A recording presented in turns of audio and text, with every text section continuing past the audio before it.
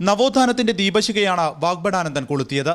ആ ധാർമ്മികവും സാംസ്കാരികവുമായ മൂല്യങ്ങൾ ഇന്നും നിലനിൽക്കുന്നത് MT പോലുള്ളവരുടെ നിലപാടുകളിലൂടെയാണ്. നോട്ട് നിരോധനത്തിലെ ബുദ്ധിമുട്ടുകളെക്കുറിച്ച് പറഞ്ഞപ്പോഴാണ് ചിലർ MTക്ക് നേരെ ചാടി വീണത്. വാക്കുകൊണ്ട് അസഹിഷ്ണുതയുള്ള ആളുകൾ അദ്ദേഹത്തെ കടന്നാക്രമിച്ചു.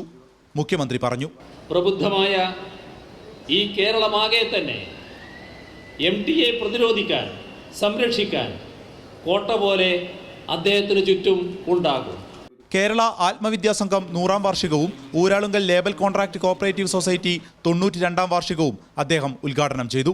പ്രഥമ വാഗ്ബടാനന്ദ പുരസ്കാരം MT മുഖ്യമന്ത്രിയിൽ നിന്ന് സ്വീകരിച്ചു.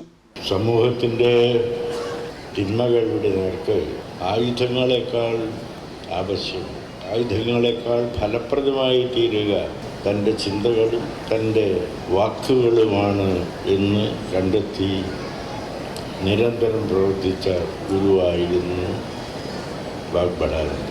ചടങ്ങിൽ പത്മശ്രീ പുരസ്കാരത്തിന് അർഹയായ മീനാക്ഷി അമ്മയെ ആദരിച്ചു.